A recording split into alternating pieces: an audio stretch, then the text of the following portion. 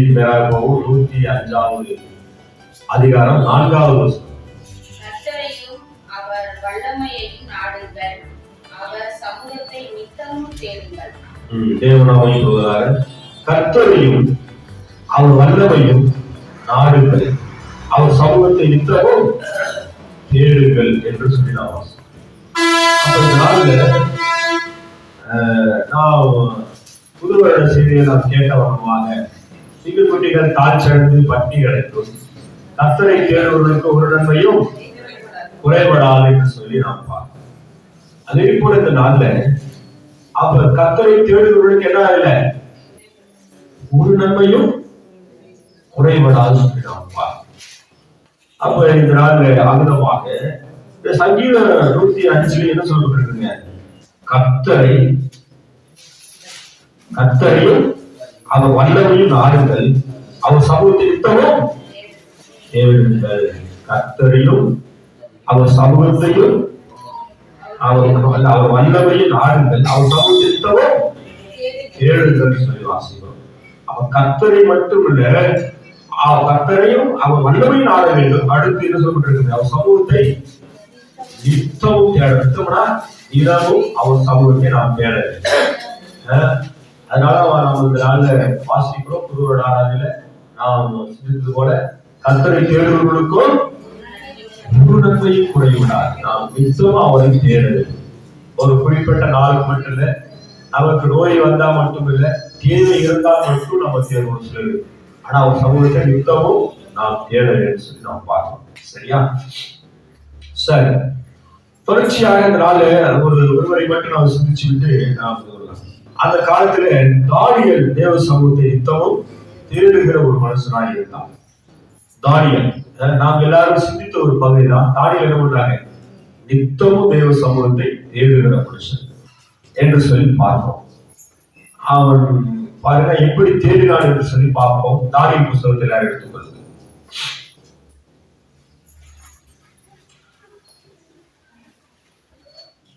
தானியேல் 6ஆம் அதிகாரம் எடுத்துக்கொள்ளுங்க. தானியேல் 6ஆம் அதிகாரம்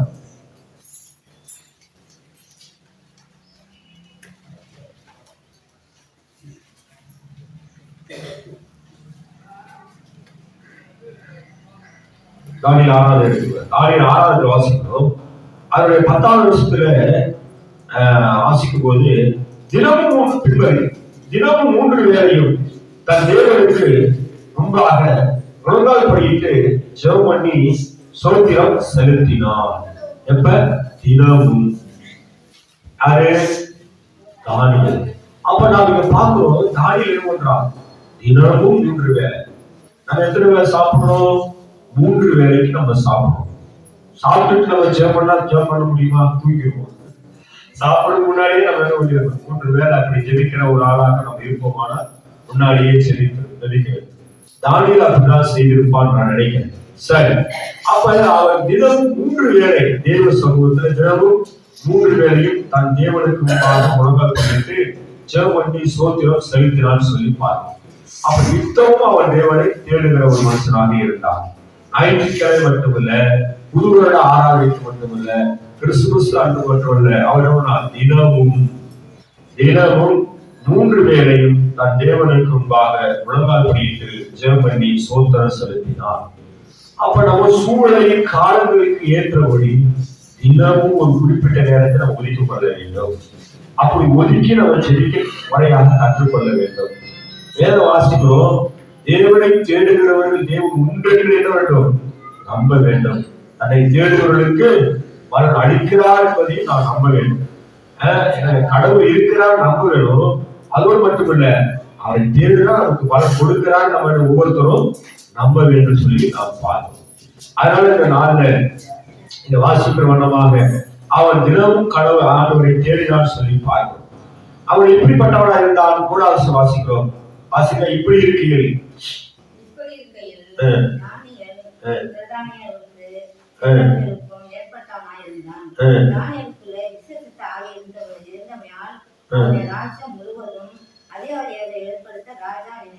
நினைத்தான். பாருங்க, தானியேல் பிரதானிகளுக்கும் தேசாதிபதிகளுக்கும் மேற்பட்டவனாய் இருந்தான்னு சொல்லி வாசிக்கிறோம். தானியேல் இருந்தாங்க, எல்லாருக்கும் மேற்பட்டவராக இருந்தால் சொல்லி வாசிக்கிறோம்.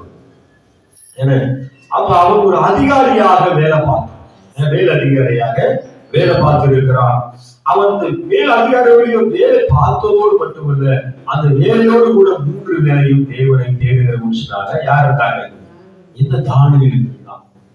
நம்ம ஒரு சிலர் போய் பார்த்தேன், நேரமே இல்லை, நம்ம சபைக்கு வர நேரமே அப்படின்னு சொல்றாங்க. ஆனா அது ஆனா இவனால் மட்டும் எப்படி முடிந்தது? நாம நேரத்தை ஒதுக்கி ஆண்டவரை தேடுது. அதனை வாசிக்கிறோம். தானியேல் பிரதானிகளுக்கும் தேசாதிகளுக்கும் மேற்பட்டவனாக இருந்தான். பிரதானிகள் எத்தனை பேர் இருக்காங்க? 10 பேர் இருப்பாங்க. தேசாதிகள் எத்தனை பேர் இருப்பாங்க? 10 பேர் இருப்பாங்க. அப்ப அவங்களுக்கு யார் அதிகாரி? தானியேல். அப்ப தானியேல் என்ன பண்ணான்? தேவனை தினமும் 3 வேளை தேடினான். ஏன் தேடி இருப்பான்?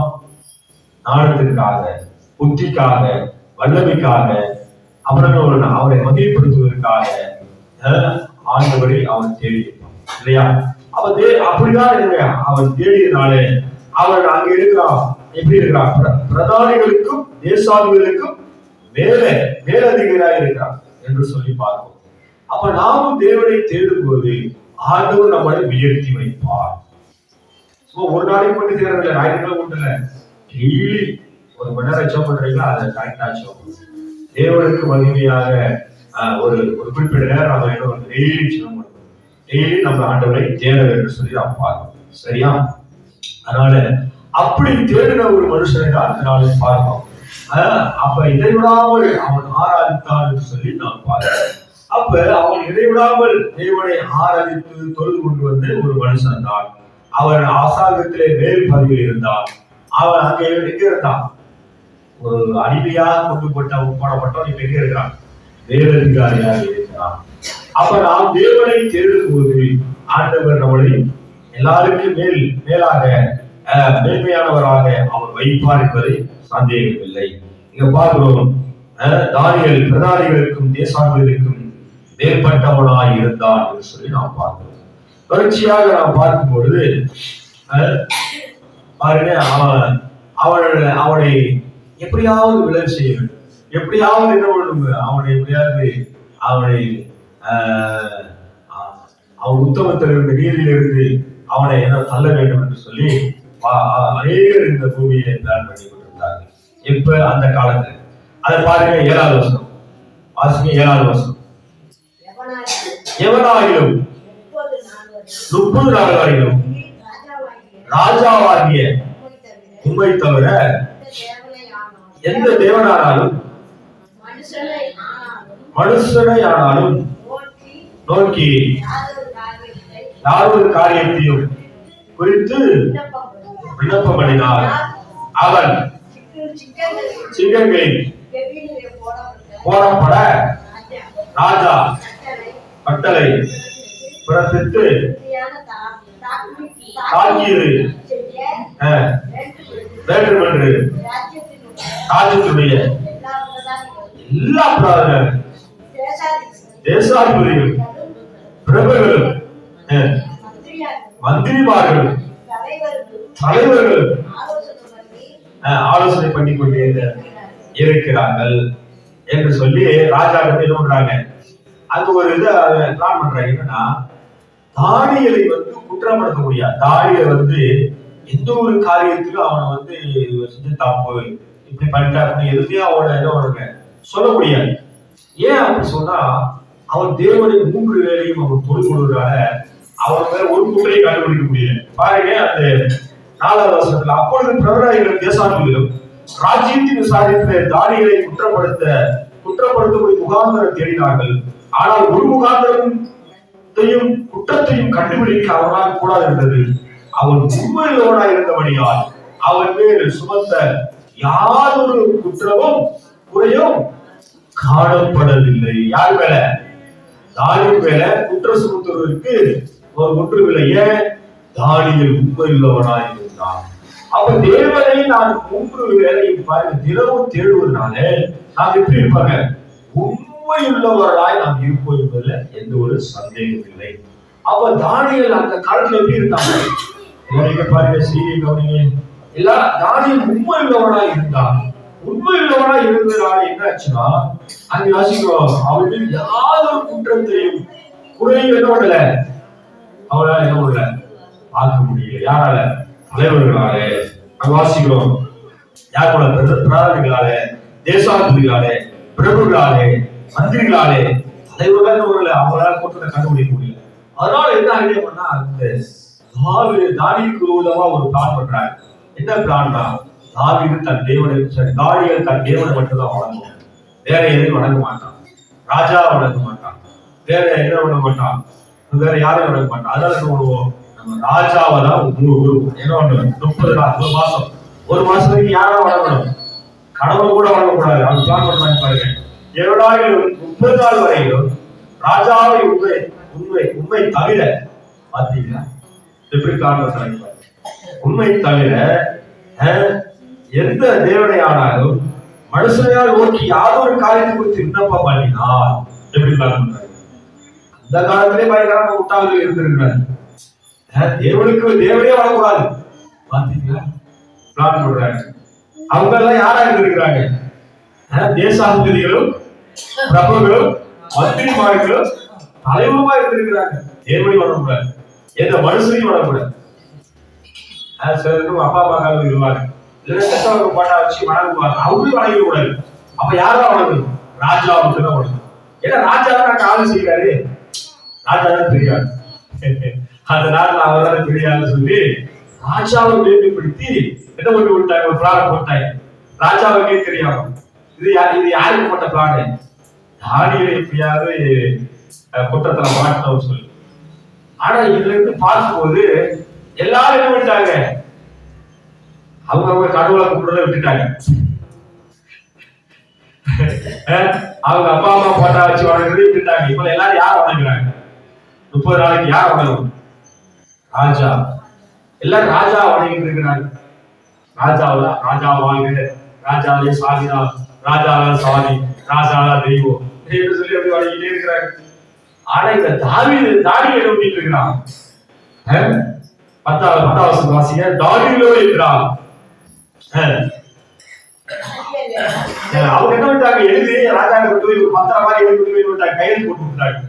ராஜா நீ கையெழுத்து போடுங்க, நாங்க எல்லாரும் ஒரு மனமா நான் கையெழுத்து போட்டேன். பெரிய ராஜா, நீங்க தான் எல்லாரும், உங்களால எல்லாம் நடக்குது, நீங்க சொன்னா எல்லாம் நடக்குது அப்படி சொல்லிட்டு ராஜா ஒரே தூக்கிட்டு உயர்த்திட்டாங்க. உயர்த்திட்டு நாங்க எல்லாரும் கையெழுத்து போடுவோம், நீங்களும் கையெழுத்து போடுங்க, உங்களை மட்டும்தான் வணங்கு. யார் வணங்கணும்? ராஜா மட்டும்தான் வணங்கு, வேற எந்த தெய்வத்தையும் வணங்கக்கூடாது. அப்புறம் யாரும் வணங்கக்கூடாது? அப்பா அம்மா வணங்கக்கூடாது, இல்ல யாராவது செத்து போய் போட்டா வச்சிருக்காங்க அவரையும் வணங்கக்கூடாது அப்படி சொல்லிட்டு பிளான் பண்ணிட்டாங்க. ஆனா தானியேல் என்ன பண்றா பாருங்க, 10வது வசனம். தானியேல் என்றால் வாசிங்க. புத்திரம் இருக்கா? பத்திரம் இருக்கா? அந்த பத்திரத்துக்கு கையெழுத்து வைக்கப்பட்டது அறிந்த போதிலும் தன் வீட்டுக்குள்ளே போய் தன் வேறு அறையிலே எருசலேமுக்கு நேராக மலரிகள் திறந்திருக்க அங்கே முன் செய்து வந்தபடியே தினமும் 3 வேளையும் தன் தேவனுக்கு முன்பாக முழங்கால் படியிட்டு ஜெபம் பண்ணி சோத்திரம் செலுத்தினான். பார்த்தீங்களா? அப்ப அந்த ஊர்ல அவனுக்கு ஒரு வீடு கொடுத்திருக்கிறாங்க. அந்த வீட்டுல போய் என்ன பண்றான், தினம் 3 வேளை. அப்ப 3 வேளை இப்படி சாப்பாடு தான் போயிருப்பான். அதுக்கு நம்ம வசூல். சாப்பிடுறதுக்கு முன்னாடி வேறு வீட்டுல போய் தங்கள் கரத்தில் வைத்து வணங்குறான். வணங்கி தேவனை வணங்கி கொண்டிருக்கிறான். இப்ப நான் தான் தினமும் செய்து கொண்டிருக்கிறபடி என்ன வணங்கி கொண்டே இருக்கிறான். 3 வேளையும் தேவனை போய் வணங்குறான். அப்ப தானியேல் தேவனை எப்படி பண்றவங்க? வானத்தையும் பூமியையும் படைத்தவர், அண்ட சராசரிகளை படைத்தவர், மனிதனை படைத்தவர், யானை, பூனை, மிருகங்கள் எல்லாத்தையும் படைத்தது யாரு? யாரு படைச்சது? கர்த்தர். நம்முடைய தேவன் படைத்திருக்கிறார். அதனால அவன் யாரும் வணங்குறது இல்லை, ராஜா வணங்குறது இல்லை, யாரையும் அவன் வணங்குறது இல்லை. ஏன்னா ஏன் சொல்லுங்க, ஏன் வணங்க மாட்டான் தானியேல்? அதுக்கு ஒரு காரணம் இருக்கு, ஏன் தானியேல் வணங்க மாட்டான். இப்ப ராஜா யாரு? தானியேல் எங்க வேலை பார்க்கிறான்? ராஜா அரண்மனையில வேலை பார்க்கறான். ராஜா அரண்மனையில வேலை பார்க்கறான். ஆனா ராஜா நினைச்சா என்ன பண்ணலாம்?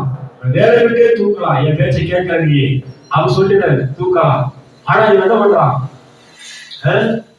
ராஜா பேச்சை விட்டுட்டு மந்திரிமார்கள் எல்லாரும் இருந்தாலும் என்ன பண்றான்?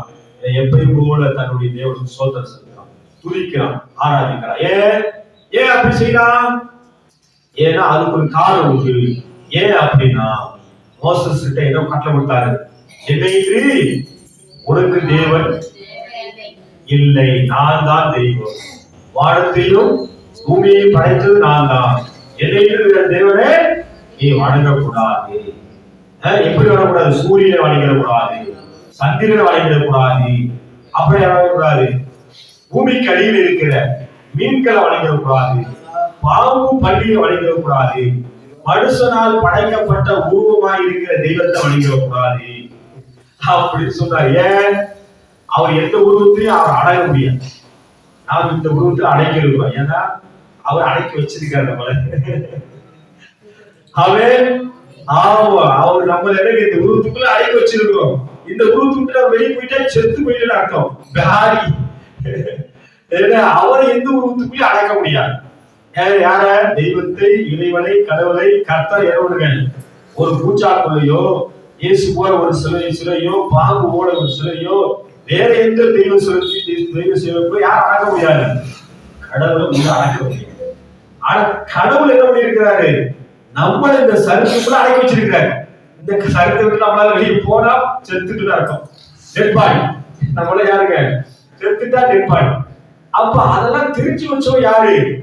தானியேல் தெரிந்திருந்தான். அதனால என்ன பண்றான்? ராஜாவை வணங்காம யார் வணங்கிட்டு இருக்கான்? தேவனை வணங்குறான்.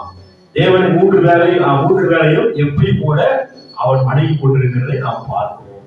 அப்ப இதிலிருந்து நாம தெரிந்து கொள்ளனா, அவன் உண்மையாகவே தேவன் யார் என்று தெரிந்து, எப்படிப்பட்டவர் என்று தெரிந்து தேவனை வணங்கினார் சொல்லி நாம் பார்க்கிறோம். சரியா?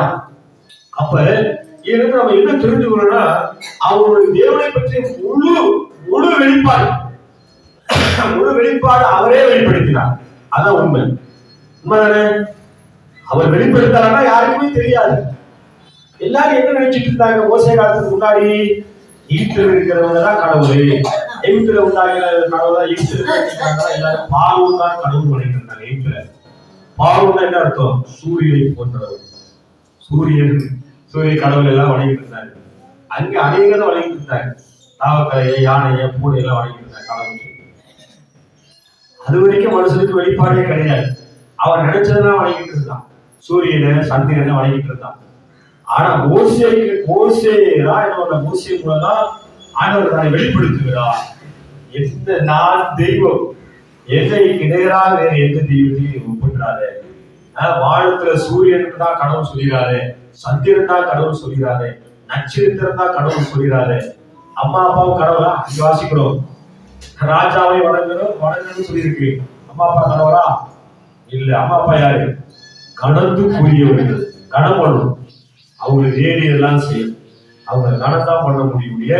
அவங்க கடவுள் இல்லை.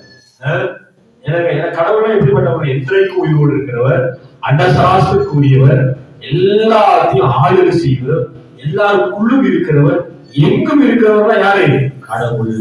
அதனால நீங்க பார்க்கிறோம், தானியேல் நன்றாக தெரிந்திருந்தான் தன் தேவனை குறித்து. அதை யார் வெளிப்படுத்துறாங்க? தேவனை வெளிப்படுத்தினார். யாருக்கு? மோசே மூலமாக தலைமுறையாக அவங்க பிள்ளைகளுக்கெல்லாம் யாரை வெளிப்படுத்துறாங்க? தேவன் எப்படிப்பட்டவர் தெரிஞ்சுக்கிட்டாங்க. ஒரு பாட்டு ஒண்ணு போடுவா. கர்த்தாவே தேவர்களில் ஒருவரானவர் யார்? வானத்திலும் பூமியிலும் ஒருவரானவர் யார்? கர்த்தாவே தேவர்களில் ஒருவரானவர் யார்? வானத்திலும் பூமியிலும் அவருக்கு ஒப்பானவர் யாருமே இல்லை. கடவுளுக்கு ஒப்பான எந்த வருஷம் கிடையாது. மனுஷன் உண்டாக்கிற எந்த சிலையும் கடவுளுக்கு ஒப்பிட முடியாது. ஏன்னா அவர் அதிபயங்கரமானவர், ஒருவரும் சேரக்கூடாத ஒளியில் வாசம் பண்ணுகிறவர். இது வரைக்கும் யாரும் பார்க்கல, கடவுளை யாருமே பார்த்திருக்காங்களா? பார்த்து கடவுள் பார்த்து நேர்ல யாரும் பார்த்தது ரைட்டா? அப்ப இங்க பார்க்கிறோம், கடவுளை என்ன பண்றாரு? அந்த நாளில வெளிப்படுத்தினார். அது யாருக்கு வெளிப்படுத்தினார்? மோசேக்கு வெளிப்படுத்தினார். மோசேக்கு வெளிப்படுத்தினத அப்புறம் அவங்க பிள்ளைகள் பிள்ளைகள் பிள்ளைகள் பிள்ளைகள் பிள்ளை பிள்ளைகளா சொல்லி கொடுத்தாங்க. என்ன பண்ணாங்க? அவருக்கு ஒரு கடவுள் இருக்கிறா, அவர் தான் வானத்தையும் போய் உண்டாக்கினவர், அண்டசராசரத்தில் இருக்கிறவர், எங்களை வேண்டுனாலும் என்ன பண்ணுவாரு? அவர் வருவாரு. எங்களை வேண்டுனாலும் அவர் இருப்பாரு. எல்லா இடத்திலும் இருக்கிறவர் தான் நம்ம கடவுள். தெல்ல தெளிவா எல்லாரும் கற்றுக் கொடுத்தார்கள். அந்த அந்த வழியில என்னங்க தானியேலும் கற்றுக்கொண்டார்.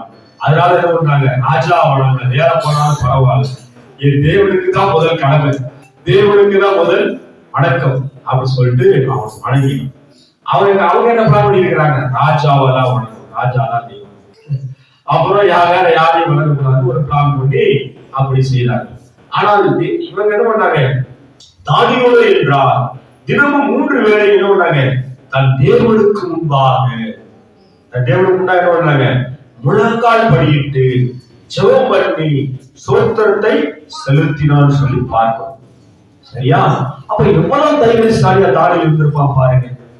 தன் தேவன் மேல் எவ்வளவு நம்பிக்கை உள்ளவனா இருந்தா பாருங்க. பாருங்க, அவங்க என்ன சட்டம் போட்டு இருக்கிறாங்க? யார் ஒருவர் 30 நாள் கரெக்டா 30 நாள்ல ராஜாவை தான் வணங்கும். ராஜாவே நீங்க தான் கடவுள், நீங்க தான் உணவு தரீங்க, நீங்க தான் சாப்பாடு தரீங்க, வணங்கும், நீங்க தான் எல்லாமே எங்களுக்கு வணங்கும். அப்படி வணங்கலன்னா என்ன பண்ணிடுவாங்க? தூக்கி சிங்கக்கம்பியில போட்டுருவாங்க. பிளான் பாருங்க, சிங்கக்கம்பியில போட்டுருவாங்க. அப்ப சிங்கக்கம்பியில போடக்கூடிய ஒரு போட்டு அந்த அளவுக்கு எழுதிட்டாங்க. ராஜா தான் தெய்வம் கொண்டு வந்துட்டாங்க. சரியா? அதனால இங்க பார்க்கிறோம். ஆனால் என்னங்க, எல்லாரும் வணங்கிட்டாங்க, ராஜாவை வணங்கினாங்க. அவங்க தெய்வத்தை யாருமே வணங்கல. ஏன்? எல்லாருக்கும் பயம், எல்லாருக்கும் பயம். பாருங்க, இப்ப கட்டளை போடுறாங்க. கட்டளை போட்டா எல்லாரும் யாரும் வணங்குறாங்க பாப்பாங்க இல்ல, பாப்பாங்களும் பார்க்க மாட்டாங்க. அப்ப யாரும் ஒரு ராஜா வணங்குறாங்க, இன்னொரு எல்லாரும் பார்ப்பாங்க. அப்ப என்ன பண்ணிருப்பாங்க? எல்லாரும் ராஜா போய் பூ போட்டுப்பாங்க, மாலை போட்டுப்பாங்க, எல்லாமே செஞ்சிருப்பாங்க. ஆனா தானியேல் அதெல்லாம் செய்யல. எல்லாரும் என்ன பண்ணிட்டு இருக்காங்க? அவங்க கடவுளை வணங்க போயிட்டு இருந்திருப்பாங்க. அந்த 30 நாள் என்ன பண்ணல, எந்த கடவுள் வாங்க போல. எல்லாரும் ராஜாக்கு முன்னாடி என்ன வணங்கிட்டு இருந்திருப்பாங்க. அதான நடந்திருக்கும். கவனிக்கிறீங்களா? எல்லாரும் யாருக்கு யார வணங்கிட்டு இருக்கிறாங்க? ராஜா வணங்கிட்டு இருக்காங்க. எதை செத்துருவோம், எதை சிக்கத்துக்கு தூக்கி போடுவாங்க, செத்துருவோம். அப்ப எல்லாரும் அவங்க தெய்வத்தை வணங்க போகல. எல்லாரும் எங்க வணங்கிட்டு இருக்காங்க? ராஜா கிட்ட ராஜாவே நீங்க தான் கடவுள், ராஜாவே நீங்க தான் கடவுள் சொல்லி இருப்பாங்க, வணங்கி இருக்கிறாங்க. அப்ப எல்லாரும் என்ன பண்ற? அவங்க தெய்வத்தை வணங்க போகல. எல்லாரும் கைது யார் வணங்கிட்டு இருக்கிறாங்க? ராஜா வணங்கிட்டு இருக்காங்க. ஏன்னா என்ன பண்ணுவாங்க? நம்ம தெய்வத்தை வணங்குறத காட்டி இவனை வணங்கினா நம்ம சாக மாட்டோம் அப்படின்ட்டு யார் வணங்கிட்டு இருக்கிறாங்க? ராஜா வணங்கிட்டு இருக்கிறாங்க. ஆனா தானியேல் என்ன பண்ணல? வேறையே போனாலும் பரவாயில்ல, இதை சிங்கக்கம்பியில தூக்கி போட்டாலும் பரவாயில்ல, தேவனுக்கு கொடுக்க வேண்டிய மகிமையை உங்களுக்கு நான் ராஜாவுக்கு தர மாட்டேன், எனக்கு வேற யாருக்குமே கொடுக்க மாட்டேன்னு சொல்லி அவன் என்ன பண்றான்? தேவனுக்கு எதிராக என்ன வராது, முழங்கால் படியிட்டு அவன் தினமும் 3 வேளை அவன் வணங்கினான் என்று சொல்லி பார்த்தோம். பாத்தீங்களா? அந்த அவன் எங்க இருக்கிறான்? சொந்த நாடு கிடையாது. அவனை குடிச்சு போயிட்டாங்க அமைதியா. அங்க போய் இருந்துகிட்டு மேல் பகுதியில் இருந்துகிட்டு என்ன பண்றான்? தேவனை தான் வணங்குகிறான், தன் தேவனையே வணங்குகிறான், தன் தேவனுக்கு மகிழ்ச்சி செலுத்துகிறான், அவன் தேவனுக்கு ஆராதனை செலுத்துகிறான். இப்ப நம்ம உயிரே போகும்போது சிங்கிகளை தூக்கி போடுவாங்க. சிங்கிகளை தூக்கி போட்டா நாங்க எல்லாம் சிங்கம் குடிச்சு சாப்பிடுவோம். அப்படிப்பட்ட ஒரு மரண தர்மாயிலும் தேவனையே தேடுகிற ஒரு மனுஷன் யாரு? தானியேல் உத்தமமான தேவனை தேடினான். தேடும் போது என்ன பண்ணாங்க? எங்க போறாங்க? தானியேல் போய் எல்லாரும் பார்க்கும்போது அவன் தன் தேவனை தான் வணங்கி கொண்டிருந்தான். எல்லாரும் போய் என்ன பண்ணிட்டாங்க? ராஜாட்ட சொன்னாங்க, ராஜாவே நம்ம நாட்டுல இருக்கிற எல்லாருமே உன்னதான் வணங்கினாங்க, ஆனா அந்த தானியம் ஒருத்தர் இருக்கிறானே, நீங்க அந்த இஸ்ரேல் நாட்டுக்கு குடிச்சிட்டு வந்தானே, அவன் உங்களை வணங்கவே இல்லை. எப்படி இஸ்ரேல் நாட்டுக்கு ஒருத்தர் குடிச்சு வந்தீங்களே, அவனுக்கு வேற போட்டு கொடுத்துட்டீங்க, மேல் பதியாளர் இருக்கிறான், அவன் உங்களை வணங்கவே இல்லை. நம்ம நாட்டுல இருக்கிற எல்லாரும் வணங்கிட்டாங்க, தலைவர் வணங்கிட்டாங்க, மந்திரிகள்லாம் உங்களெல்லாம் கடவுள் சொல்லிட்டு இருக்கிறாங்க. நீங்க என்னடா அவனுக்கு பெரிய பதிவு கொடுத்தாங்க, அவன் மட்டும் அவன் கடவுளை வணங்கிட்டு இருக்கிறான். கடவுளோட நீங்க பெரியாரு பாருங்க, இப்படி எல்லாம் ஏமாத்த அந்த காலத்துல மோசமான ஆட்களா இருந்திருக்காங்க. அதனால அவனை கொண்டுடணும், அவனை தூக்கி சிங்கக்கவில போட்டுடணும், போட்டுட்டு கதையை முடிச்சிடணும் அப்படின்னு சொல்லி ராஜா கிட்ட போறாங்க. ஏன்னா தாடி மட்டும் தான் வணங்கிட்டு இருக்கிறான் அவங்க கடவுளை, மத்த எல்லாம் உங்களை வணங்க வந்துட்டாங்க. யாருமே அவங்க கோயிலுக்கு போகல, யாருமே அவங்க தெய்வத்தை வணங்கல, இந்த தாடி மட்டும் தான் தோண்டிட்டு இருக்கிறான், அவன் கடவுளை மட்டும் வணங்கிட்டு இருக்கான். அதனால தாடியில நாங்க தோண்டிட்டோம், முடிச்சிட்டோம். தெய்வத்தை வணங்கவே குற்றமா பாருங்க. அந்த காலத்துல மோசமான ஆட்கள இருக்காங்க, தெய்வத்தை வணங்கவே குற்றமா. அப்ப என்ன பண்ணிட்டாங்க, ராஜாவதி வணங்கல, ராஜாவதி கடவுளை ஏத்துக்கல, அதனால பண்ணாங்க, அவனை புடிச்சு விட்டு எங்க போட்டாங்க, சிங்க கேள்வியை பிடிக்க பரவாயில்ல ஆரம்பிச்சிட்டாங்க. ஆனா தானியேல் பத்தி யாருக்கு நல்லா தெரியும், ராஜாவுக்கு நல்லாவே தெரியும். ராஜா என்ன பண்ணாரு, ஆனா பாய் பசங்களா, தானியேல் நல்லா விட்டா, அவனை போய் கொள்றதுக்காக ஒரு பிளான் போட்டு என்கிட்ட வேற கையெழுத்த வாங்கி அதை சட்டமாக்கி சிங்கங்களை தூக்கி போட்டு முடி விட்டீங்களா, சரி அப்படி சொல்லிட்டு அவன் என்ன பண்றான், அவன் படம் வளர்த்து போனான். ஐயோ இந்த வரைக்கும் தெய்வத்தையும் வளர்க்காங்க, இப்ப எனக்கு என்னது, ஐயோ எனக்கு தூக்கமே வர மாட்டேங்குது. ராஜா என்ன ராஜா புலம்ப ஆரம்பிச்சுட்டான். அப்ப ராஜா என்ன பண்றாங்க, ராஜா தானியேல் மீது அவருமான அன்பு மரியாதை வைத்திருந்தார். யாருங்க, ராஜா. மத்த ஆளுங்க எப்படி வச்சிருந்தாங்க, தானியேல் மேல கோபம், எரிச்சல், இவனை எப்படியாவது இல்லாம வாக்கியம், வேற நாட்டில இருந்து வந்து அடிமையா வந்து அதுக்கு வந்து நம்மள ஆளுகை செய்யலாம், இவன் என்ன பண்ணிருக்கோம் இல்லாம ஆக்கியம் சொல்லி எல்லாரும் கோபம் எரிச்சல். ஆனா ஆனா அந்த ராஜா எப்படி இருந்தான், அவன் தெய்வீக சிந்து உள்ளவனா இருந்தான். மற்றவங்க தெய்வம்னு அவன் சொல்ல சொன்னாங்க, ஆனா அவன் தெய்வீக சிந்து உள்ளவனா இருந்தான். பாருங்க 16வது வருஷம். அப்பொழுது ராஜா கட்டளையிட்ட கட்டளையிட அவர்கள் தானியேலை கொண்டு வந்து அவனை சிங்கங்கள் கெபியிலே போட்டார்கள். ராஜா தானியேலை நோக்கி, நீ இடைவிடாமல் ஆராதிக்கும் தேவன் உன்னை தப்புவிப்பார் என்றார். அல்லேலூயா. தானியேல் உண்மையிலே ராஜா உண்மையிலே மோசமான ஆளா இருந்தா என்ன சொல்லியிருப்பான், நீ என்னை ஆராதிக்கவில்லை, இந்த நாட்டில் இருக்கிற எல்லாருமே ஆராதித்தார்கள், உன்னை சிங்கங்கள் கடிச்சு கொடலும், நீ சாவாய் அப்படி சொல்லியிருக்கணும். நீ தோழி எங்க நாட்டுக்குள்ள வந்து நான் உன்னை பெரிய பதவி வச்சு கொடுத்தா என்ன வணங்காம நீ யார் வணங்கிட்டு இருக்கிற, உன் கடவுள் பிரசிடென்ட் வணங்கிட்டு இருக்கிற, உன்னை துரோகி தப்பா சீக்கிரங்கள் சாப்பிடணும் அப்படின்னு சொல்லி இருக்கணும். ஆனா அவன் என்ன சொன்னான், ராஜா வந்து சொன்னான், ராஜா தானியேலை நோக்கி, நீ இடைவிடாமல் ஆராதிக்கிற உன் தேவன் உன்னை தப்புவிப்பார். ஆமென். தானியேலை பற்றி உள்ள தாவீது உண்மை தன்மை மட்டுமல்ல, அவன் இடைவிடாமல் ஆராதிக்கிறவன் யாருக்கு தெரியும், ராஜாவுக்கு தெரியும். நாமும் இடைவிடாமல் ஆராதிக்கிறது யாருக்கு தெரியணும், நம்ம சொந்தங்களுக்கு, நம்ம வீட்டுல இருக்கிறவங்களுக்கு, எல்லாருக்கும் தெரியும். அல்லேலூயா. கர்த்தருக்கு மேல தெரியும், அது எல்லாருக்கும் தெரியும். இந்த பொண்ணா, இந்த பொண்ணு ஆண்டவரை ஆராதிக்கிற பொண்ணு, பிசாசுக்கா தெரியும், அனருவா, ஐயோ இந்த பொண்ணா, இந்த பையனா, ஐயோ ஆண்டவரை ஆராதிக்கிறது. இதை விடாம என்ன பண்றீங்க, இப்ப நம்ம ஆராதிக்க தடை என்ன, ராஜா இல்ல. இப்ப நம்ம இதை விடாம ஆராதிக்க தடை என்ன தெரியுமா சொல்லுவோம், ராஜாலாம் கிடையாது. உங்ககிட்ட ஒரு செல்லு கொடுத்தா போதும், நீங்க ஆராதிக்கவே மாட்டீங்க. அந்த சாக்கு வந்து அப்படின்னு பார்த்துக்கிட்டே இருப்பீங்க, ஒரு மணி நேரம் பார்த்ததும் தூக்கம் வந்துடும், அப்படி தூங்கிடுவீங்க. திரும்ப அந்த ஒரு செல்லை எடுத்து பார்ப்பீங்க, திரும்ப ஒரு மணி நேரம் பார்ப்பீங்க. இதை விடாமல் என்ன நீங்க ஆராதிக்க மாட்டீங்க, யாரா பார்த்துட்டு இருப்பீங்க, சாட்சி பார்த்துட்டு இருப்பீங்க, இல்லைன்னா சக்தி இதெல்லாம் பார்த்துட்டு இருப்பீங்க. அதெல்லாம் பார்க்க கூடாதுன்னு சொல்லுவாங்க. அதெல்லாம் பார்க்க கூடாதுன்னு சொல்லுவாங்க. நேரம் ஒதுக்கி என்ன பண்ணுங்க, அதுக்கே அடிமையாக இருக்கக்கூடாது. அப்ப அதுக்கே ஆராதனை செய்ய வேண்டாம். செல்லுக்கு ஆராதனை, செல்லுக்கு ஆராதனை.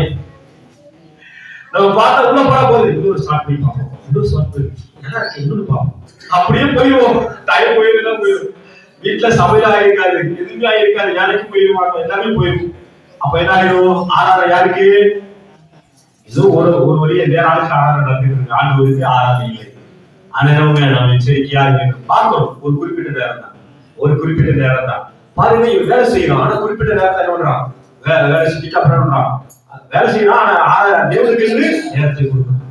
அதனால ஆண்டு சொன்னார், தேவனுடையதை தேவனுக்கு செலுத்துங்க, ராயனுடையதை ராயனுக்கு செலுத்துங்க, தேவனுடையதை தேவனுக்கு செலுத்துங்க. அப்ப தேவனுடைய இடங்க ஆணிகள் இடங்க எல்லா ஆண்டவர் 3 வேலை நீங்க டெய்லி நீங்க ஆண்டவர் மட்டும் 3 வேலை செலுத்தி பாருங்க, துரிச்சு பாருங்க. உங்களுக்கு ஒரு குறை இருக்கா? கடலை விட செஞ்சு பாருங்க. அல்லேலூயா. அந்த கொடை இந்த கொடை எனக்கு அது இல்லை, எனக்கு அது இல்லை, இது இல்லை, நம்ம குழம்பிட்டு இருக்கிறோம். யாருக்கு குழம்பிட்டு இருக்கிறோம். ஆனா நம்ம குழம்பு வேண்டியது யாருதான் குழம்பணும்? கர்த்தருக்கு தான் குழம்பணும். அவருக்கு தெரியும் நம்ம பிரச்சனை. நம்ம ஒரு சில வீட்டு பிரச்சனை சொல்லுவோம், பாதி பிரச்சனை சொல்லியிருப்போம். ஆனா ஆண்டவருக்கு தெரியும் நமக்கு எல்லா பிரச்சனையும், பாதி பிரச்சனை முழு பிரச்சனையும் தெரியும், எல்லா பிரச்சனையும் தெரியும். ஆனா ஆண்டவர்கிட்ட தான் நாம் தேடி அழுது உலக எல்லாத்தையும் சொல்லும் போது ஆண்டவர் என்ன நம்ம இருதயத்தை பார்த்து விட்டு நமக்கு வேண்டியது எல்லாம் செய்யும். ஆமென். எல்லாமே செய்வார்கள் ஆண்டவர். அது அவர் நம்மளை கைவிட மாட்டார். அதுக்காக அவர் நம்மளை கைவிட மாட்டார். இந்த பூமியில படைத்தது எல்லாமே நமக்கு கொடுப்பதற்கு. ஆனா நம்ம என்ன மாட்டோம், அவரை தேட மாட்டோம். என்ன பண்ண மாட்டோம்? அவரை தேடுவதில்லை. நம்ம ஆசிரியா இருக்கிறோம், நாம் அவரை தேடுவதில் முக்கியத்துவம் கொடுப்பதில்லை. அதை நீங்க பார்க்கிறோம். அப்ப பாருங்க, அவன் ஆராதிக்கிறவன், அவன் சபைக்கு வாரவாரம் போகிறவன், கர்த்தரை மகிமைப்படுத்துகிறவன் என்பதை யார் அறிந்திருக்காங்க? தானியேலுடைய ராஜா அறிந்திருந்தார். நம்மளையும் அறிந்திருக்க வேண்டும். அல்லேலூயா. கர்த்தரை நாம் அறிந்திருக்க வேண்டும் என்பதை நாம் மறந்து விடக்கூடாது. அப்ப ஆராதனைக்கு முக்கியத்துவம் கொடுக்கணும். நம்ம தான் பிளான் பண்ணணும். ஆராதனைக்கு போகுமா கரெக்டா போகும். அன்னைக்கு நான் இங்கே யாருக்கும் போயிடக்கூடாது, மற்ற எங்கேயும் போயிடக்கூடாது. நானும் ஒரு காலத்துல அப்படிதான் பிளான் பண்ணி செய்வேன். கம்பெனில வேலை பார்ப்பேன். நைட் சேர்த்து போடுறதா இருந்தா எனக்கு ஞாயிற்றுக்கிழமை டூட்டி போடுறதா நைட் டூட்டி போடுவேன். ஞாயிற்றுக்கிழமை நான் ஆராதனைக்கு போகணும் அப்படின்பேன். அதே மாதிரி நைட் டூட்டி போட்டு ஞாயிற்றுக்கிழமை நைட் டூட்டி போட்டுவாங்க. காலையில வருவேன், ஆராதனைக்கு போயிட்டு வருவேன். அது நம்ம எடுக்கிற தீர்மானம் தான். நாம் தான் கர்த்தருக்கு வழிகாட்டி தீர்மானம் எடுக்கணும். அல்லேலூயா. நாம் தான் ஆராதனைக்கு அப்புறம் பார்த்தது. வாரத்தின் முதல் நாள் ஞாயிற்றுக்கிழமை. ஞாயிற்றுக்கிழமை நம்ம ஆண்டவரை முதல்ல தேடும். அப்புறம் தேடிட்டு மத்த நாள் நமக்கு மத்த எல்லா நாளும் எப்படி இருக்கும்? ஆசீர்வாதமாய் இருக்கும். ஆண்டவர் நம்ம ஆசீர்வாதம் நடத்துவோம். அதனால நம்ம எல்லாமே சிந்தித்து பார்ப்போம். அதனால இதனால தெரிந்து கொள்ளுங்கள். தானியேல் பாருங்க, அவருக்கு வேலை என்ன வேலை? பெரிய வேலை, சின்ன வேலை கிடையாது, பெரிய வேலை. எல்லா பிராணிகளுக்கும் அவன் பதில் சொல்லணும். எல்லாருக்கும் அவனுடைய தானியேல் பிறர்களுக்கு தேசாத்திற்கு எல்லாருக்கும் அவன் பதில் சொல்லணும். எத்தனை பேர் தான் நம்ம தானியேல் முன்னாடி நிற்பான்? எல்லாம் அவன் காலம் சொல்லணும். இதை வச்சு இப்படி பண்ண அவன் பதில் சொல்லணும். எல்லாத்தையும் செய்ய வேண்டியது யாரோட வேலை? தானியேல் வேலை. அந்த வேலையில என்ன செய்யறான்? தேவனையும் தேடுகிறான், தேவனையும் தேடுகிறான். அப்ப இந்த உலகத்துல தேவனை தேடுவதற்கு தானியேல் திட்டமிட்டு இருந்தான். நான் இந்த உலகத்துல வேலை செய்தாலும், உயர்ந்த பதவியில் இருந்தாலும், நான் தேவனை தேடுவதற்கு ஒரு குறிப்பிட்ட நேரத்தை ஒதுக்குகிறேன் அப்படின்னு அவனுக்கு ஒதுக்கி இருந்தான். நாமும் என்ன பண்ணுங்க, கடவுளை தேடுவதற்கு, இயேசுவை தேடுவதற்கு ஒரு குறிப்பிட்ட நேரத்தை நாம் ஒதுக்க வேண்டும். ஒவ்வொருத்தரும் மனைவி பிள்ளைகள் தனித்தனியா தேவனை தேடுங்கள். குடும்ப சபையார சபையாக நம்ம தேடல் உண்டு. தனியாக இன்று அவரை தேடுங்கள். தனியாக சபத்திலும் வேத வாசிப்பில் அவரை குறித்து மகிழ்ந்து நாம் தேட வேண்டியது அவசியமா இருக்கிறது. அப்ப அவர் தானியேல் என்ன பண்றாங்க? ராஜா அறிந்திருந்தார். அவர் தேவனை தினமும் தொழுது கொண்டு வருகிற ஒரு மனுஷனுக்கு தெரிந்திருந்தார். நாமும் நம்மளை குறித்து அப்படி சாட்சி கொடுப்பாங்களா? நம்மளை குறித்து அப்படி சாட்சி கொடுப்போம். ஏனோதான்னு தேடக்கூடாது. வருஷத்துக்கு ஒரு தடவை, எனக்கு மாசத்துக்கு ஒரு தடவை அப்படி வாங்க. தினந்தோறும் நித்தமும் அவர் சமூகத்தை தேடுகிறார். நித்தமும் சமூகத்தை யாருமே தேடலாம் பைபிள் இல்லைன்னா பரவாயில்ல. ஆனா இருக்கு. யார் தேடி இருக்கிறாங்க? தானியேல் நித்தமும் தேடி இருக்கிறான். பாத்தீங்களா? ஒரு உயர்ந்த பதவியில் இருக்கிற ஒரு மனுஷன் தேடக்கூடுமானால் ஏன் நம்மளால தேட முடியாது? நம்ம தான் நேரம் ஒதுக்கணும். அப்ப அது மட்டும் இல்ல, அவர் தேடுதலுக்கு ஒரு முக்கிய காரணம் உண்டு. அவர் இன்னார் என்று அறிந்திருக்கிறது. தானியேல் அறிந்திருந்தான், இந்த பூமியில் இருக்கிற எல்லாரை காட்டிலும், இந்த ராஜ்யத்தை ஆளுகிற நேபுகாத்நேசர் ராஜா காட்டிலும் என் தேவன் பெரியவர் அறிந்திருந்தார். அதனால அவருக்கு முதல்ல முக்கியத்துவம் கொடுத்து அவரை வணங்கி விட்டு அவரை புகழ்ந்து விட்டு அவரை என்னங்க அவருக்கு நம்மளுடைய நிலைமை சொல்லிட்டு தான் மற்ற வேலைகளை போகும். நாம இப்படி இருக்கிறோம், என் எஜமான பெரியவர், நான் வேலை செய்யறது தான் பெரியது அப்படி நான் நினைக்கிறோம். ஆனா உங்க எஜமான என்ன நினைப்பாரு? அங்கேயும் ஏற்கனவே அழைக்கல வருவாரு. நம்ம நினைக்கிறோம், ஐயோ அவரு திக்கிறதா இருப்பா, சீக்கிரம் போன ஓனர் என்ன விடுவாரு, ஞாயிற்றுக்கிழமை போனாரு என்ன விடுவாரு, ஓனர் திட்டுவார். இல்ல, நம்ம தான் சொல்லணும் அவருக்கு, நீங்கள் ஆராதிக்கிற போல நானும் தேவனை நானும் ஆராதிக்கிறேன், நானும் தொழுது கொள்ளுறேன். அவர் சொன்னார் சொல்லுங்க, என்ன 195-99 வருஷத்துல எல்லாரும் போப்பாடி போய் ஆராதிச்சுவாங்க. அவங்க யாருமே தடை பண்ண மாட்டாங்க. நான் உங்களுக்கு எல்லாம் ஜெயிக்க போறேன் அப்படின்னு சொல்லிட்டு வந்தா யாருமே பண்ண மாட்டாங்க, தடை பண்ண மாட்டாங்க. ஒரு வருஷம் தான் தடை பண்ணுவாங்க, ஆனா யாருமே தடை பண்ண மாட்டாங்க. அதனால தானியேல் நன்றாக அறிந்திருந்தான், என் வேலையை காட்டிலும், என் வேலை கொடுக்கிற எஜமானை காட்டிலும் யார் பெரியவர்? தேவன் பெரியவர். அவர் ஜீவன் இருக்கிறதால என்ன பண்ற, நான் உயிரோடையே இருக்கிறேன்.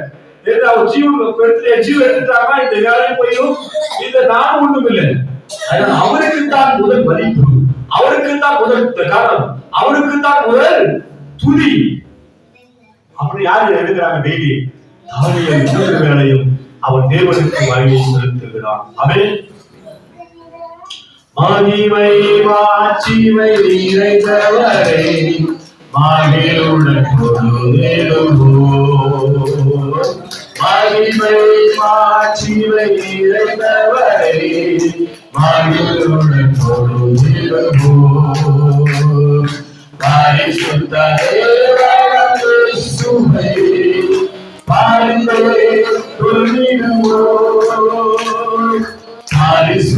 தேவன் இயேசுவே, மகிமை மாட்சிமை நிறைந்தவரே, மகிழுடன் தொழுதேடுவோம். அல்லேலூயா. தேவனோடு உள்ள ஐக்கியத்தை யாரும் தடை பண்ண முடியாது. நாங்களுடைய சம்பவம் சொல்றது, ராஜாவானது சரி, யாருமே என்னை தடை பண்ண முடியும். நான் கர்த்தரை ஆராதிப்பேன். நீங்கள் கர்த்தரை ஆராதிப்பீங்க, எந்த தடையும் கிடையாது. எப்ப வேணாலும் ஆராதி. ஆமென். ஆமா, தனிமையா நாடியில போயிட்டு போய் ஆராதிக்கலாம், துணிக்கலாம். தனிமையாக ஒரு ரூம் மேல மாடியில போய் ஏதாவது ஒரு ரூம்ல போய் தனியா போய் ஆராதிக்க. தானியேலுடைய ஆராதனை பணி ஆராதனை, இரண்டாவது குடும்ப ஆராதனை, மூன்றாவது ஆராதனை இருக்குது சபையா. அல்லேலூயா. பணி ஆராதனை அசட்ட பண்ணாதீங்க. இந்த வருஷம் முழுவதும் கர்த்தருடைய உத்தமம் தேடு, உங்கள் இருதயத்தை ஊற்றி விடுங்கள். உங்கள் கவலை கண்ணீர் எல்லாத்தையும் அவர் பார்த்து உங்களை ஆண்டவர் மாற்றுவார், உங்களை உருவாக்குவார். ஆமென். ஆண்டவர் விரும்புகிறாருங்க, எல்லாரையும் நேசிக்கிறவராக இருக்கிறார். அதனால அவரை தேடுகிறவர்களை அவர் கைவிடுவதில்லை. ஆமென். அவர் தேடுவரை கைவிடுவதில்லை. அதை நம்ம நாங்கள் சிந்தித்து பார்ப்போம். நாம் தானியேலை போல நித்தம் ஒரு சமூகத்தை நாம் தேடுவோம். ஏனோ தான் தேடாது, நித்தமும் தேடுங்க. நித்தம் தேடாது, ரொம்ப நல்லா இருக்கும். நோய் வராது, பிரஷர் வராது, வருமானம் வந்துகிட்டே இருக்கும். வருமானமும் ஆட்டோமேட்டிக் வந்துகிட்டு இருக்கும். நீங்க அவரை தேடாம அந்த வருமானத்தை மட்டும் தேடி போயிடக்கூடாது. எனக்கு வருமானத்தோடு தேடி போனா இல்லைங்க, ஆனா எனக்கு எல்லாம் இருக்கும், ஆனா வாழ்க்கையில் ஒரு பெருமை இருக்கும். எல்லாமே சம்பாதிச்சேன், எல்லாமே இருக்குது, ஆனா எனக்கு நிம்மதி இல்லை. சொல்றது இதுதான். எல்லாரும் அதான் சொல்றாங்க, எனக்கு நிம்மதி இல்லை, நிம்மதியே இல்லை. பல பிரச்சனை, பல போராட்டம், பல எதிர்ப்புகள், பல சிக்கல்கள், பல கடன்கள் மாட்டுது. என்ன அர்த்தம்? தேவனை முதல்ல தேடுது, தேவனை முதல்ல தேடும், தேவனை முதல்ல தேடும். அதை நாம் தெரிந்து கொள்ள வேண்டும். தேவனை நாம் நித்தமும் தேட வேண்டும் என்பதை நாம் கற்றுகிறோம். அவருக்கு மகிமை செலுத்துவோம். தொடர்ந்து நீங்க பார்க்கும்போது அவர் தானியேலை கொண்டு போய் சீமையின் கெபியிலே போட்டார்கள். ஓடும்போது என்னாச்சு? சிங்கம் வந்து சாப்பிட்டா? சாப்பிடல. இல்லைங்க, சிங்கத்தின் வாயில என்ன பண்ணாங்க? கர்த்தர் கட்டியிருந்தான். கட்டியிருந்ததுனால சிங்கம் கெபியில சிங்கமும் வந்து தாடியில வந்து கடிக்கல. அது வாங்கி அமைதியாகிடுச்சு. ஆகவே இரவில மாலையை தூக்கி போடுகிறார்கள். காலை வரைக்கும் வந்தாங்க. ராஜா தூங்கல. ஐயோ, ஒரு நல்லவன் சாக போறாளே, செத்துட்டாரு. இந்த மோசமான பசங்க சேர்த்து இப்படி ஒரு பிராணம் பண்ணி கொண்டு வந்து என்கிட்ட வேற கையெழுத்து வாங்கி இந்த வேற கடன் வாங்கிட்டாங்களே அப்படின்னு சொல்லிட்டு யார் தூங்கல நைட்லாம்? ராஜா தூங்கல. ராஜா தூங்காம என்ன பண்றாங்க? பொழுது விடி எப்படா அப்படின்னு சொல்லிட்டு அங்க தாவீது தூங்கிட்டாரு சிங்கத்தின். ஒரு அலையில சொல்லுவோமா? சிங்கம் ஒண்ணு கடிக்கல. சிங்கம் வந்து பசியா இருக்கிறதுனால கடிக்கிறது இல்ல. பட்டி ஓட்டுதான் சிங்கத்தில போடுவாங்க. அப்பதான் அவங்க நம்ம கடிக்கிறது. ஆனா என்ன, சிங்கங்களின் வாயை என்ன பண்ணாரு? கர்த்தர் கட்டினார். அது சிங்கம் சாப்பிடாமல் இருந்தது என்று சொல்லி பார்க்கிறோம். காலையில போய் ராஜா பண்றாரு, அவன் தொலைச்சிட்டான்னு சொல்லி எல்லாரும் என்ன பண்ணுவாங்க? நைட்டே பாட்டி கொண்டாடி இருப்பாங்க. தொலைச்சாண்டா எதிரி அப்படின்னு என்ன பண்ணிருப்பாங்க? மந்திரிமார்கள், தலைவர்கள் எல்லாரும் சொல்லியிருப்பாங்க. நைட்டே தூக்கி போட்ட ஈவினிங்கே ஒரு பார்ட்டி, எல்லாம் சந்தோஷமா கொண்டாடி இருப்பாங்க. ஆனா ராஜா என்ன பண்ணல? கொண்டாடும். ஏன்? அவன் உண்மையில இருந்தான். உண்மையில ஒரு பக்கம் இருந்தான். அதனால அவன் இரவெல்லாம் தூங்காம இருந்தான் என்று சொல்லி பார்க்கிறோம். ஆனாலும் என்ன பண்ணான்? காலையில் எந்திரிச்சு நேரா சிங்க கெபிக்கு ஓடுறான். யார் ஓடுறது? ஆண்டவர் வைக்கப்பட்ட இடத்துக்கு ஓடுற மாதிரி யார் ஓடுறது? மரியாதை என்ன பண்ணுங்க? ஆண்டவர் ஓடணும். ஏன்னா காலையில எந்திரிச்சு போறான். ஓட கெபி திறந்திருக்கிறது இல்லையா? அதே போல இந்த ராஜா காலையில எந்திரிச்சு போறான். ஓடி போய் அது மூடி இருக்கு. எதுங்க? சிங்க கெபி மூடி வச்சிருவோம் இல்லையா? ஆனா மூடி வச்சிருக்கிறாங்க. பக்கத்துல சிங்க போய் ராஜா சொல்றாரு, தானியேலே, தானியேலே, நீ இடைவிடாமல் ஆராதிக்கிற கர்த்தர் உன்னை தேவனுடைய தப்பி வைக்க வல்லவராய் இருந்தாரா அப்படி கேட்கும் போது தானியேல் சொல்றாரு, கர்த்தர் என்ன பண்றாரு? என்னை தப்புவித்தார் சொல்றாரு. அப்பொழுது 23 அப்பொழுது ராஜா தண்ணீர் மிகவும் சந்தோஷப்பட்டு தானியேலை கெபியிலிருந்து 25 சிங்கங்களை தானியேல் சொல்றான். தானியேல் என்ன சொல்றான் பாருங்க, உன்னை தப்ப வைக்க வல்லவரா இருந்தாரா என்று தானியேல் ராஜா கேட்கும் போது தானியேல் என்ன சொல்றான் பாருங்க. அப்பொழுது தானியேல், ராஜாவே நீ என்று வாழ்க, சிங்கங்கள் என்னை சேதப்படுத்தாதபடிக்கு தேவன் தம்முடைய தூதனை அனுப்பி அவன் வாயை கட்டி போட்டார். அது என்னவென்றால், அவருக்கு முன்பாக நான் குற்றமற்றவனாய் காணப்பட்டேன். ராஜாவாகி உமக்கு முன்பாகவும் நான் நீதிக்க செய்யவில்லை என்றார். அப்பொழுது ராஜா தன்னில் மிகவும் சந்தோஷப்பட்டு, ராஜாவுக்கு இப்பதான் சந்தோஷமே வந்திருக்கு இல்லையா? தன்னில் மிகவும் சந்தோஷப்பட்டு தானியேலை கெபியிலிருந்து தூக்கி விட சொன்னான். அப்படியே தானியேலை கெபியிலிருந்து தூக்கி விடப்பட்டான். அவன் தன் தேவன் பேரில் விசுவாசம் எழுந்தபடியால் அவனை ஒரு சேதமும் காணப்படவில்லை என்று சொல்லிப்பான். அவன் தேவன் பேரில் நாம் விசுவாசம் இருந்தான். நம்ம என்னங்க? ஒரு சேதமும் நமக்கு என்று சொல்லி பார்க்கிறோம். தொடர்ச்சியா வாசிக்கும் போது தானியேலை குற்றம் சாட்டுகிற வருஷம் என்றால் ராஜா கொண்டு வர சொன்னார். அவர்களையும் அவர் குமாரனையும் அவர்கள் மனைவியையும் சிங்கங்களின் கெபியிலே போட்டார்கள்.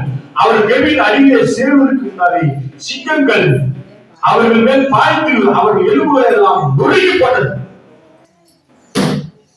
என்னாச்சு பாருங்க. தானியேல் மேல குற்றம் சுமத்தினவங்க குற்றம் சுமத்தின ஆளை மட்டும் விடல, அவங்க பிள்ளைகளை அவங்க மனைவிகளை கேட்க விட்டாங்க. சீக்கிரம் கடக்கலாம் உங்களை கடிக்கலாம் பார்ப்போம். போட்டா என்னங்க? எல்லாரையும் கடிச்சு சொல்லி பார்க்கிறோம். கடித்து கொண்டு போட்டதுன்னு சொல்லி பார்க்கிறோம். ஆனா ராஜா ஒரு தீர்மானம் எடுத்தாரு. அன்னைக்கு என் ராஜ்யத்தின் ஆளுநர் எங்கும் உள்ளவர்கள் யாவரும் தானியேலின் தேவனுக்கு முன்பாக நடுங்கி பயப்பட வேண்டும் என்ற என்னாலே தீர்மானம் பண்ணப்படுகிறது. அவர் ஜீவனுள்ள தேவன், அவர் என்றைக்கும் வைத்திருக்கிறார். அவருடைய ராஜ்யம் அழியாது, அவருடைய கர்த்தத்துவம் முடிவடைந்தோ நிற்கும். அல்லேலூயா. தானியேலை சிங்கங்களின் கைக்கு தப்புவித்து அவரே தப்புவிக்கிறவரும் ரட்சிக்கிறவரும் வானத்தில் பூமியிலும் அடையாளம் அற்புதங்கள் சிங்கமாக இருக்கிறார் என்று எழுதினார். அல்லேலூயா. ராஜா தம்மை தெய்வம் சொல்லல. ஆனா அநேக சேர்த்து என்ன பண்ணிட்டாங்க? ராஜா தெய்வம் கொண்டாட ஆரம்பிச்சாங்க. ஆனா ராஜா ஒத்துக்கல. அவன் சொல்றான், தானியேலின் தேவன் தான் உண்மையான தேவன். அவர் வானத்திலும் பூமியில் சகலத்தின் தேவன். அந்த தேவனுக்கு முன்பாக எல்லாரும் எனக்கு முன்பாக ஒரு முழங்கால் பிடித்து நடக்க வேண்டாம். தானியேல் தேவனுக்கு முன்பாக முழங்கால் பிடித்து நடுங்குங்கள். ஹல்லேலூயா. நம் தேவன் சர்வசாதாரண அல்ல. ஆமென். பாருங்க, அந்த நாள்ல என்ன பண்ணாங்க? எல்லாம் நம் தேவனை வணங்கும்படி தானியேல் செய்த காரியத்தினாலே தானியேல் தேவனை எல்லாரும் வணங்கப்பட்டு நடுங்குகள் சொல்லி எல்லாரும் என்ன பண்ணாங்க? தானியேல் தேவனை வணங்கினாங்க. ஹல்லேலூயா. மற்ற தெய்வங்களை ஆளுக்களை எல்லாரையும் வணங்குறவங்க என்ன இப்ப என்ன ஆயிடுச்சு? தானியேல் தேவனை அன்னைக்கு அநேகர் ரட்சிக்கிறாங்க. ஹல்லேலூயா. அவங்க பேர் மேலே ஜீவ புஸ்தகம் எழுதப்படும் நினைக்கிறேன். ஹல்லேலூயா. ஆமென். எழுதப்பட்டிருக்கும் நினைக்கிறேன். தானியேல் செய்த ஒரு காரியத்தினால என்னாக? நம்முடைய தொழுகையினால நாம் ஆராதனை மகிமைப்படுத்துறதுனால கூட அநேகர் ரட்சிக்கப்படுறாங்க. பாத்தீங்களா? அந்த ராஜா அநேகர் ரட்சிக்கப்பட்டவனாக தேவன் இவர் நாளுக்கு அழைக்கி மண்டியிட்டு வணங்குகிறார்கள். ஒரு ஆணை பிறப்பித்தார். கர்த்தரை தொழுகிறவன் எவனோ ரட்சிக்கப்படுவான் என்ற வசனப்படி அதனால என்ன பண்ணாங்க? தொழுகிற யாவும் ரட்சிக்குள் வரத்தக்கதாக ஆண்டவர் பெரிய காரியம் செய்தார். தேவனாம் மகிமைப்படுவதாக. கடைசியாக என்னாகும்? 28 பரிச்சு. என்னாகும்? 28 பரிச்சு. என்னாகும்? 28 பரிச்சு வாசிக்கும். கடைசியாக ஒரு வார்த்தை வாசிக்கலாம். என்ன 28 பதினஞ்சு?